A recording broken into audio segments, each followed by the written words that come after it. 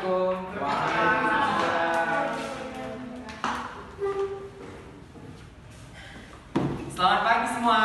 Pagi. Mulai pelajaran kita untuk minggu kali ini yaitu mengenai mata pelajaran mengenai jamur. Alangkah baiknya satu orang memimpin doa terlebih dahulu. Ya, kepada Gali pimpin doanya. Doa dimulai. Doa dimulai.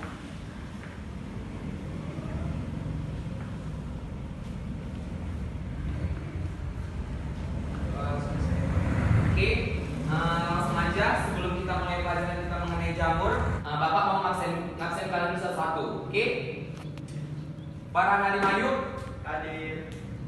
Fakhri Hadis Noval, Gali Andika, Julianti Azahra, Nadia Utami, Yuspita Ramadhani, Pardip hadir. Oke? Hadir. Nah, apa yang kalian pikirkan kalau misalnya kita hari ini membahas mengenai jamur? Ada yang mau bertanya terlebih dahulu sebelum kita masuk materi mengenai tentang jamur? Nah, tujuan capaian pembelajaran kita hari ini itu ada 3. Tujuan atau capaian pembelajaran. Nah, yang pertama, dari nantinya kalau misalnya kita sudah membahas mengenai jamur ini, kita bisa mengidentifikasi dari jenis jamurnya sendiri. Nah, yang kedua, setelah kita sudah mengetahui cara mengidentifikasi dari jenis jamurnya, kita dapat menjelaskan. Menjelaskan apa, Pak? Menjelaskan pengelompokan dari jamurnya sendiri. Yang ketiga itu ada mendeskripsikan perbedaan dari jamur. Mungkin kalau perbedaan ada yang tahu? Jamur yang bisa dimakan atau yang tidak bisa dimakan? Ya, jamur yang bisa dimakan atau yang tidak bisa dimakan. Ada lagi? Nah, jadi nanti kalau misalnya capaian pembelajaran lanjut.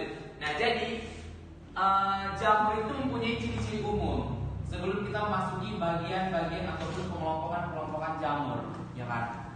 Ini masih secara umum jamur yang kita jumpain gitu kan. Belum nanti ada Ascomycota, Basidiomycota gitu kan.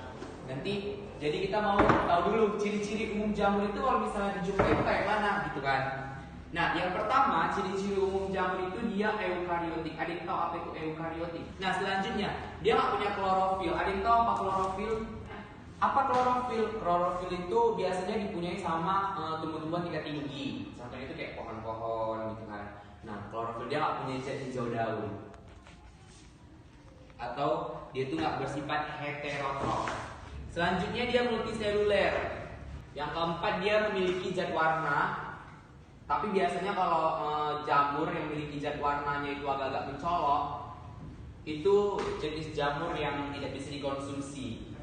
Ya, dia termasuk jamur-jamur beracun. Terus apa yang terakhir, dia mendapatkan nutrisi dengan absorpsi dan bentuknya bermacam-macam. Kita masuk ke dalam hidup ataupun cara hidup dari fungi ataupun jamur, ada yang mau ditanya mengenai dari ciri-ciri umum dari jamurnya. Nah, cara hidup jamur ini yang pertama itu dia secara parasit. Kalau udah namanya parasit otomatis tidak menguntungkan, ya kan? Kalau misalnya kita punya kawan, dia asik ngedon kita, itu nggak menguntungkan, parasit namanya. Nah, parasit itu kalau dibilang menguntungkan untuk dirinya, tapi nggak menguntungkan untuk inangnya, gitu. Nah, itu arti parasit. Nah, jamur sendiri ada yang bersifat parasit, ada. Contohnya apa?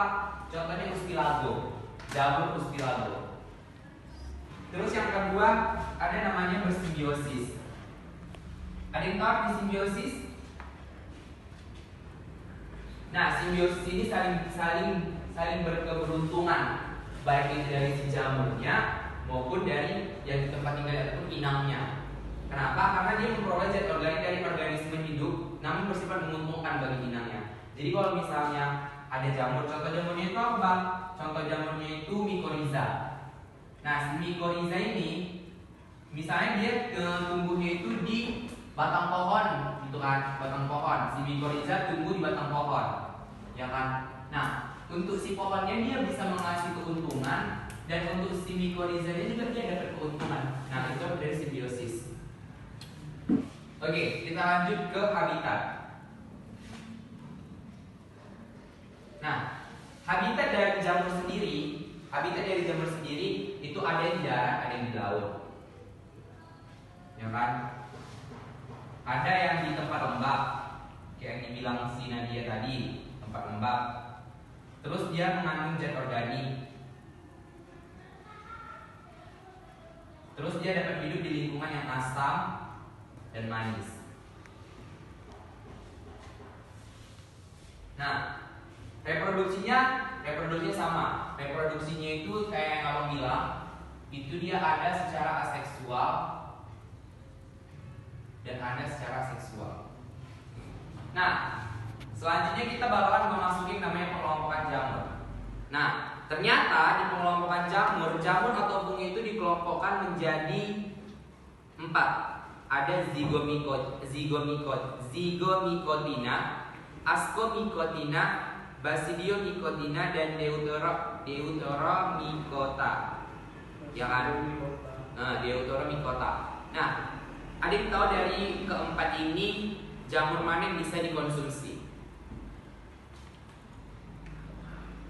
Yo, pengen tahu?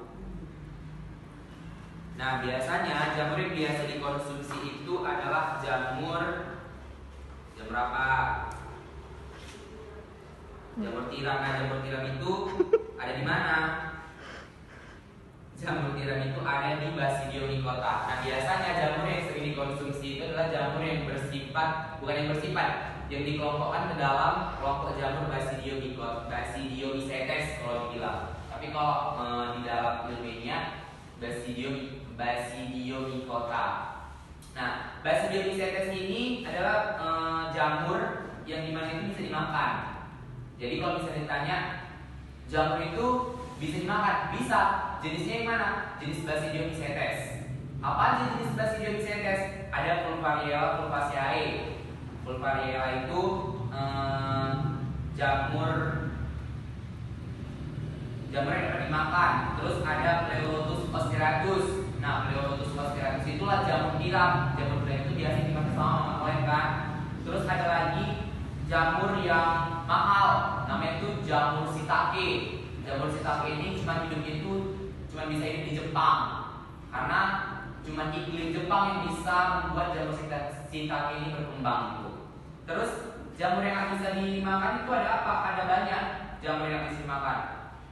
Jamur yang bisa dimakan itu ada Zygomycota atau Zygomycetes. Tapi Zygomycetes ini biasanya tumbuhnya itu di tempe. Pernah beli tempe? Pernah. Nah, itu adalah salah satu jenis jamur yang bisa dikonsumsi. Namanya Rhizopus oryzae. Nah, tempenya itu kan otomatis difermentasi sama kayak tape juga kan. Tape itu kan difermentasi itu menggunakan jamur, ada bakteri di dalamnya. Tapi itu bisa dikonsumsi.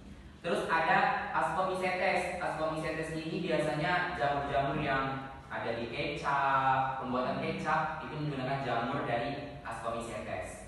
Terus ada jamur yang paling berbahaya bang? Ada jamur yang berbahaya itu ada Deuteromycetes atau Deuteromycota. Biasanya itu dia contohnya ada Epidermicton flucosum. Dia biasanya ada pada kaki-kaki atlet, karena kaki atlet itu kan sering gatel, terus sering keringatan.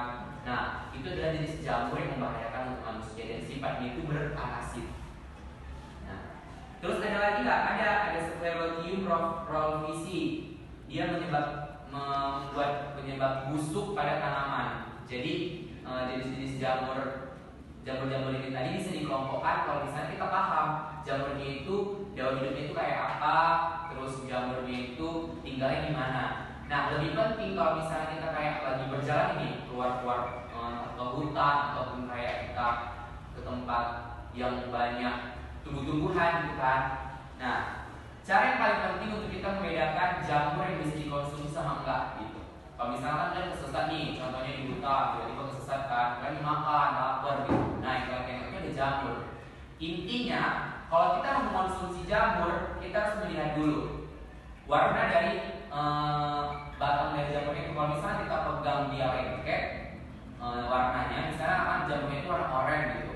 Terus kita pegang, lengket tuh di tangan kita, di jari kita. Nah itu jamur beracun. Itu jamur beracun. Terus kalau misalnya warna-warnanya itu mencolok, warna-warna mencolok itu kayak mana bang? Dia warnanya merah, warnanya orange. Terus kadang ada yang kayak pink, abu-abu gitu. Itu kan warna-warna yang mencolok kan. Nah itu jamur-jamur yang berbahaya, jamur-jamur yang harus dikonsumsi. Tapi kalau dia kayak warnanya coklat, kayak jamur kuping, terus Pleurotus ostreatus, kayak jamur tiram, itu kan warnanya netral gitu. Nah itu jamur-jamur yang bisa dikonsumsi. Sampai sini ada yang ditanya mengenai pembahasan kita mengenai jamur. Mau nanya bang, fungsi mikorizа pada jamur. Nah, jadi mikorizа ini sebenarnya adalah cara simbiosis jamur untuk memperluas bidang penyerapan akar tumbuhannya untuk menyediakan mineral untuk melakukan proses fotosintesis. Sementara jamur sendiri itu mendapatkan zat organiknya dari hasil fotosintesis. Terus mikorizа ini bentuknya itu seperti serabut tambahan akar yang hikmahnya itu masuk ke dalam akar. Jadi mikorizа ini adalah salah satu cara simbiosis jamur yang dimana dia ini bisa melakukan proses fotosintesis pada jamur. Dan jamur sendiri kan dia nggak bisa melakukan fotosintesis karena dia nggak memiliki zat klorofil, dia nggak memiliki zat hijau daun. Dan si mikorizа inilah fungsi dari jamur itu untuk melakukan fotosintesis. Terus manfaat mikorizа itu ada apa aja bang? Manfaatnya itu ada membantu proses penyerapan air mineral. Terus dia dapat melindungi akarnya itu akar si jamur itu dari kekeringan. Terus dia dapat melindungi akarnya itu dari infeksi jamur-jamur lain gitu kan. Soalnya kan kalau misalnya jamur tumbuh, misalnya di jamur tumbuh itu nggak beracun. Kalau dia ada si mikorizа di dalam jamurnya itu, otomatis dia dapat melindungi dari jamur-jamur yang beracun tersebut. Karena kan jamur beracun ini kalau misalnya ada jamur yang beracun, kalau kita pegang aja dia bisa menyebabkan gatal-gatal ke tangan kita. Nah jadi kalau misalnya dia juga bisa lengket sama si jamur yang nggak beracun, otomatis jamur yang nggak beracun tadi bisa tertular beracun gitu. Tapi dengan adanya si mikorizа tadi, jamur yang tadi ini nggak bakalan bisa tertular menjadi beracun. Terus dia dapat merangsang pertumbuhan tanaman melalui hormon yang dihasilkan oleh limfa jamur. Mungkin itu aja yang bisa bang sampaikan. Ya ada yang mau ditanya lagi sampai di sini? Nggak ada. Oke kita tutup perjumpaan kita kali ini mengenai jenis-jenis jamur, terus pengelompokan jamur, cara hidup jamur, habitat jamur, dan ini masih secara keseluruhan gitu ya kan, masih secara keseluruhan, belum kayak kita membahas mengenai ascomycetesnya lebih dalam. Ascomycetes itu ada cara berkembang biaknya, cara reproduksinya, terus kayak Basidiomycetes juga ada lagi, pengelompokan jamur itu ada lagi ke bawah-bawahnya. Tapi ini adalah jenis jamur ataupun penjelasan mengenai jamur fungi secara umum. Lebih dan kurangnya abang mohon maaf. Abang akhiri, wassalamualaikum warahmatullahi wabarakatuh. Waalaikumsalam.